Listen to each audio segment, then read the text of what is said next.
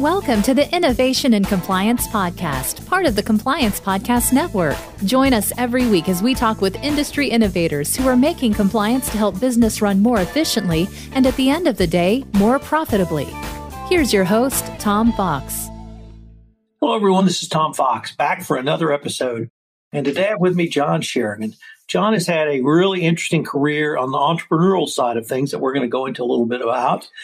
But John, first of all, welcome and thank you so much for taking the time to visit with me today. Hey, Tom, it's an honor to be here. Thank you for having me.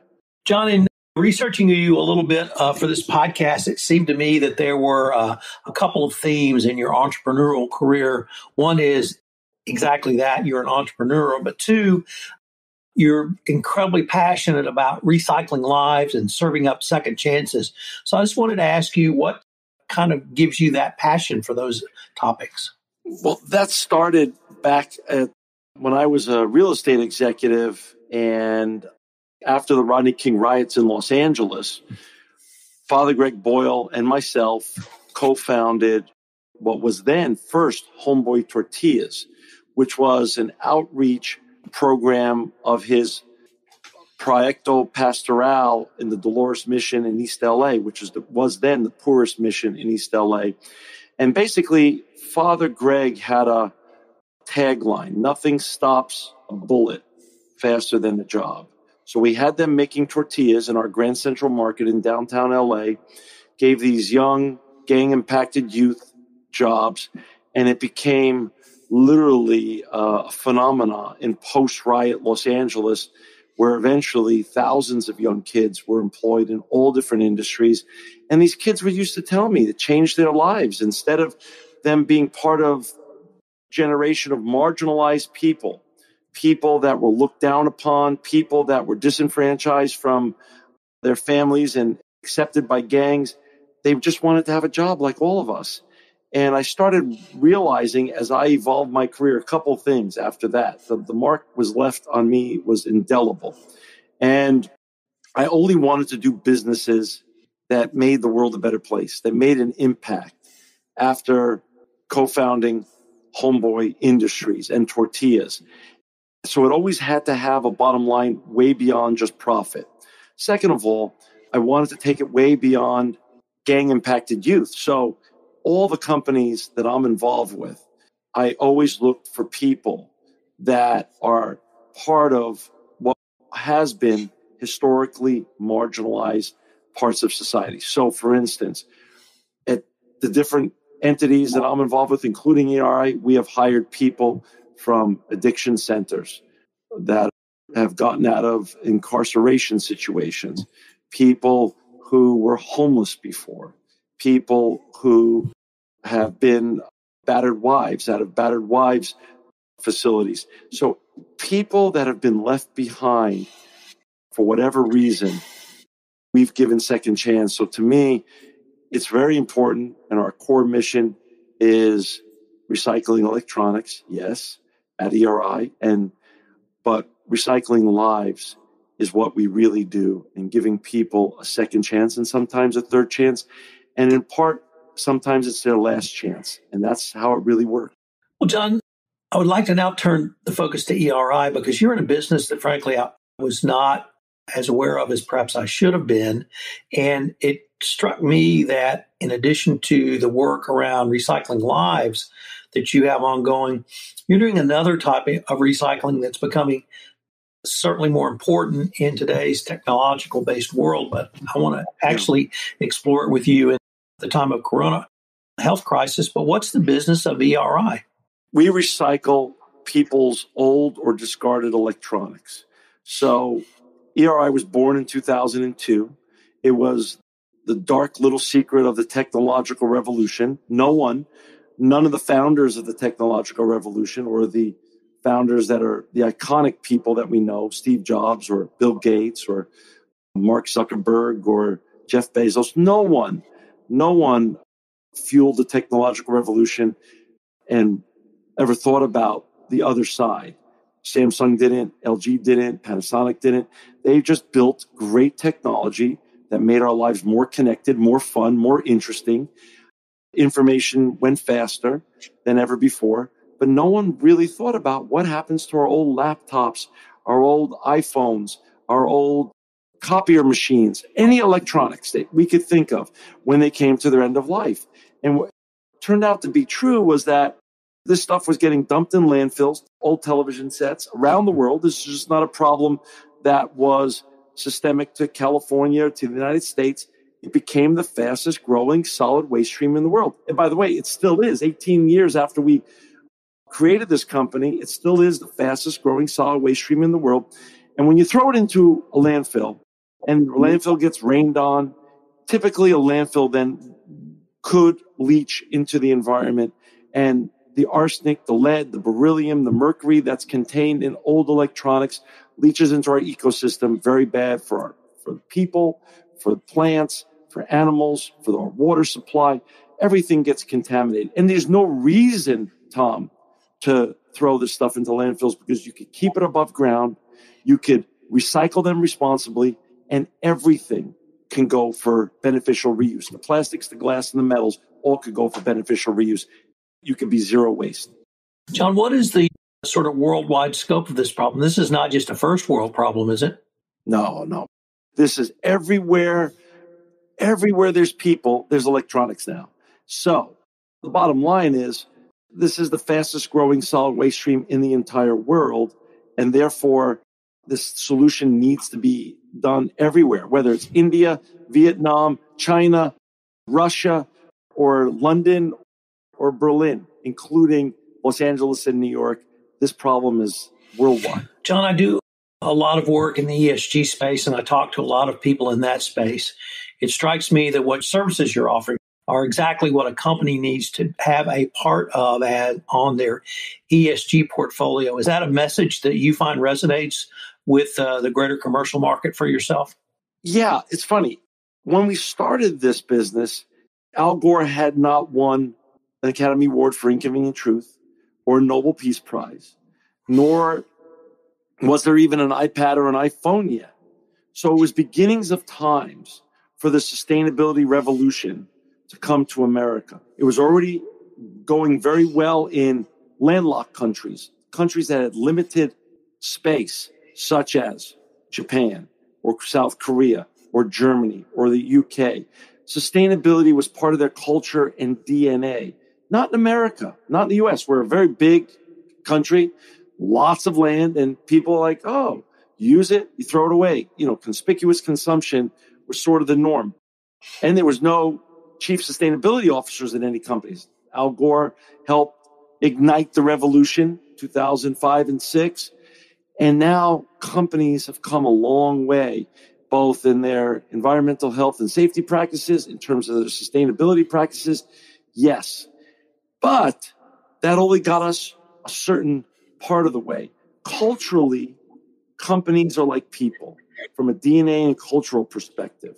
Some really are into the environment and some don't see it as a priority like people like you and I do, Tom. So what happened is, as we built our brand across America, eventually that started to wane a little bit. People looked at the expense of doing it and said, I don't think this is really worth our time. I don't think our clients are going to punish us. And some brands really walked away from this as we went. And that was a little disappointing. A lot of people slammed their doors on me for years. And then there was a change. What happened was, as the sustainability revolution was sort of hitting a wall politically, from a media perspective, and also a little bit from a corporate adherence perspective, another major trend took off. And that was the trend of privacy and cybersecurity. So you had a little company like Palantir born in Silicon Valley, and then you had LifeLock born sometime in 2007 or so in Arizona. And the word cybersecurity, which wasn't even part of our vernacular when I started ERI with my co-founding partners, became big. And we started watching that trend rise, and we started messaging that with sustainability. And that became a 1-2 punch that started resonating in corporate America, political America, and with the citizens of America, and actually around the world, in terms of let's do the right thing and keep our old electronics out of landfills. And that's good for all of us. But also, it also protects you, Mr. or Mrs. Citizen, and it also protects Mr. or Mrs. Corporation or Mr. or Mrs. Government. So it's good for business, and it's good for our privacy, and it's actually great for the environment. John, I think most compliance practitioners would certainly have an understanding of inputs to their company, whether that be procurement through the supply chain, whether it be a sales agent helping a third-party sales agent to helping to sell a product or service. They may not be as cognizant about e-waste and outgo from their company. How do you help a company begin to assess their e-waste recycling risks and help them understand the scope of their own problem? It's a great question. And again, bifurcates. First, you got to look at the environmental health and safety risks just to the environment at large, to just dumping this stuff and going up against the laws across America. There's about 25 states have said, don't dump this. Don't put this in landfills anymore. Some states you're still allowed to. But most corporate citizens now have adopted a plan that, wait a second, let's go to the highest standard that exists. If California or Massachusetts or New York are the highest standard now in how to treat e-waste, let's go to that standard and let's act accordingly everywhere we do business in the United States. So that education is part of it. Educating the people who are chief sustainability officers or EH&S specialists in charge of compliance at any organization is part of it, and helping them assess what constitutes electronics that are banned from landfills. That's half of the battle. The other half is also now making an assessment that comes to data containing devices. So what used to be just about the laws that existed, such as Sarbox or HIPAA for healthcare agencies, now has gotten very, very complex, because in May 2018, GDPR was born and launched in Europe, in the EU, and GDPR has come in force to America. So you have 6 or 7 different federal bills floating around, 14 states that have already put in for some sort of statewide GDPR legislation, and many states already passing GDPR type laws. So there's going to be GDPR laws that are coming to every state in America over the course of the next 18 months or so. And then you also have federal legislation that's also going to get tougher and tougher and more restrictive when it comes to privacy. So working with CISOs, working with environmental health and safety managers or chief sustainability officers have now become the norm for a company like ERI in educating government entities, corporate entities, privately and publicly held, in every industry, insurance, in financial, in healthcare. I'm just giving 3 of the biggest, to do the right thing, both for the environment, but also to protect their own data and their own assets and the assets of their constituents as well. John, we mentioned the coronavirus health crisis at the top of this podcast. How does the work of ERI, how has it become more important now in the age of coronavirus? Funny.